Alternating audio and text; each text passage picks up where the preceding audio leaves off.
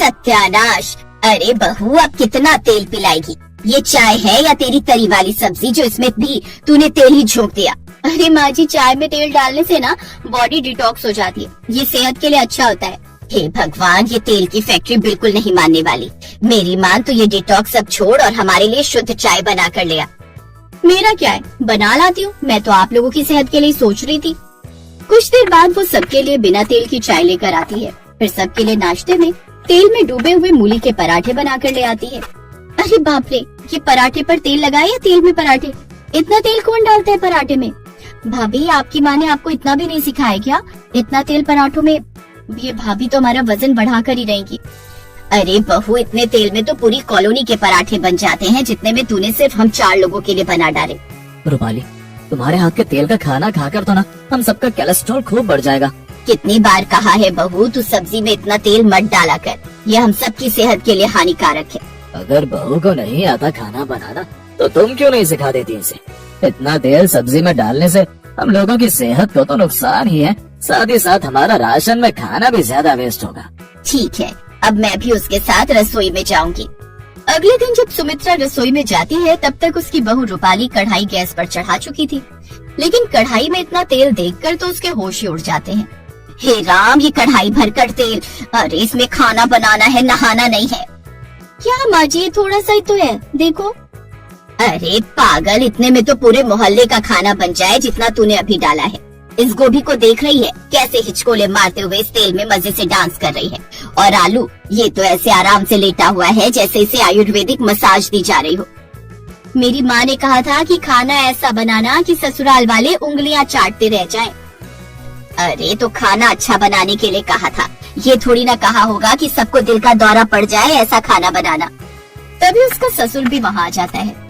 ये देखो, डॉक्टर के पास से होकर आ रहा हूँ। उसने कहा है कि तेल खाते हो या उसमें डूबकर नहाते हो, देखो अब ये गोली उम्र भर खानी पड़ेगी। लो, हो गया सत्यानाश। हाँ माँ, इतना तेल खाकर तो मेरा भी वजन काफी बढ़ गया है। ऐसा ना हो कल कोई लड़का भी मुझे शादी के लिए पसंद ही ना करे। अरे तो इतना टहल टहल कर खाओगी तो वजन ही बढ़ेगा। सुबह उठने से लेकर रात को सोने तक बस चढ़ती रहती हो, चढ़ती रहती हो। चुप करो भाभी, ये सब आपके तेल के कारण हो रहा है। माँ, मैं तो कहती हूँ तुम ना भाभी से उनका फोन ले लो। पता है, ये हर वक्त उसमें गाने लगाकर सुनती रहती है, जिसके कारण बिना ध्यान दिए ढेर सारा तेल खाने में डाल देती होंगी। सही कहती है तू। ला बहू, तू अब से फोन देखते हुए खाना नहीं बनाएगी, अपना फोन मुझे दे।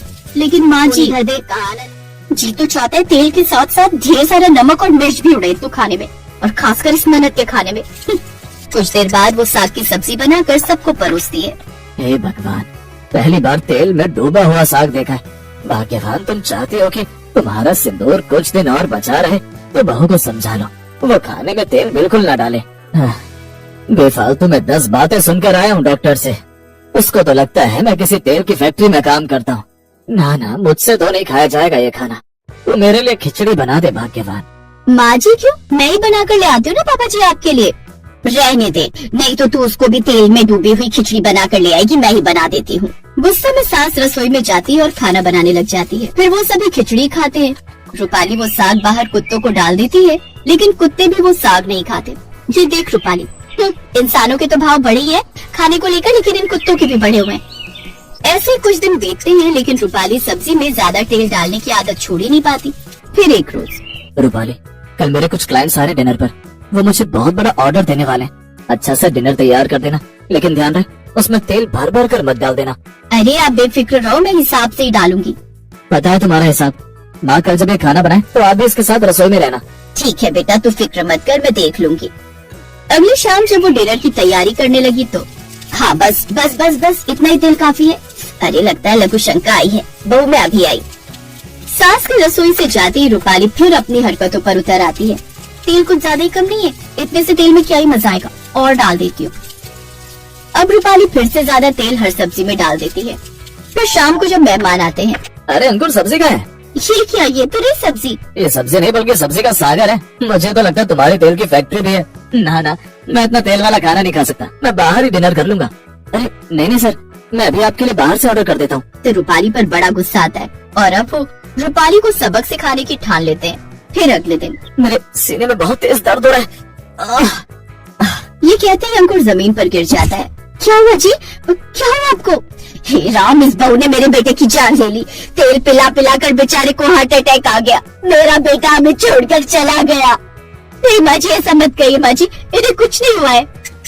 अंकुर का दोस्त डॉक्टर नीरज वहाँ आता है। ओह नो, ज्यादा तेल खाने के कारण इनके दिल पर जोर पड़ा है, इसीलिए अब ये नहीं रहा।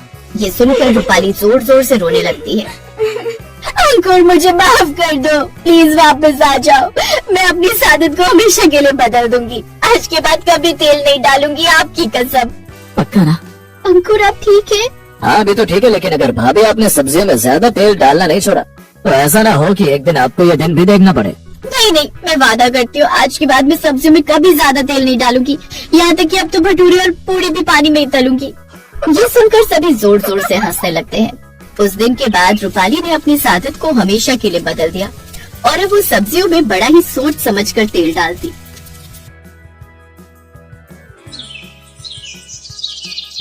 आज पायल को देखने लड़के वाले आए थे, लेकिन उन लड़के वालों में एक खासियत है कि उन्हें लड़की में कोई अच्छाई नहीं चाहिए, बस उन्हें पकौड़े बनाने आते हो। अरे पायल की माँ, जाओ पायल को बोलो कि लड़के वाले आ गए, कुछ चाय नाश्ते का इंतजाम करें। पायल की माँ अंदर गई तो देखा कि पायल पहले से ही चाय नाश्ता बना रही थी। थोड़ी देर बाद पायल चाय नाश्ता लेकर आई। अरे राहुल बेटा, तुम्हें कुछ पायल से बात करनी हो या कुछ पूछना हो तो पूछ सकते हो, बाकी हमें तो बिटिया बहुत पसंद है। माँ आप ही पूछो ना, मैं क्या पूछूं? बेटा, तुम हमारे लिए चाय नाश्ता लेकर आई हो, लेकिन एक बात बताओ, क्या तुम्हें पकौड़े बनाने आते हैं? जी, पकौड़े बनाने में कौन सी बड़ी बात है, आपको पहले ही बताना चाहिए था। अरे तो अभी कौन सी देर हुई है, जाओ जल्दी जाकर हमारे लिए पकौड़े बना कर ले आओ। ठीक है बेटा, जाओ पकौड़े बना कर लाओ, तब तक आप लोग चाय पीजिए। अरे नहीं नहीं, चाय भी हम पकौड़ों के साथ ही पियेंगे। लेकिन तब तक तो चाय ठंडी हो जाएगी ना। हाँ तो चाय भी अपने साथ लेकर जाओ बेटा, चाय भी गर्म करके ले आना पकौड़ों के साथ। लड़की वालों को ये सब थोड़ा अजीब तो लगा, लेकिन फिर भी पायल की माँ ने उससे कहा, जाओ बेटा चाय भी लेकर जाओ। ठीक है माँ। पायल वहाँ से चाय उठाकर ले गई और थोड़ी देर बाद आलू के मस्त पकौड़े बनाकर ले आई। सभी ने पकौड़े खाए, सभी को पकौड़े बहुत पसंद आए। क्या बात है बेटा, तुम्हारे हाथों में तो जादू है, पकौड़े तो बहुत अच्छे बना लेती हो तुम। हमारा परिवार बहुत बड़ा है, हम सभी को पकौड़े खाने का बहुत शौक है, इसके अलावा कोई हमारा बड़ा शौक नहीं है। अगर आप लोगों को ठीक लगे तो रिश्ता पक्का समझे। हाँ, हमारी तरफ से भी रिश्ता पक्का ही समझिए। आप लोगों की इतनी बड़ी कोई मांग भी नहीं है, सिर्फ पकौड़े बनाने आते हो, वो तो हमारी बेटी को आते हैं। क्यों बेटा पायल? जी पिताजी।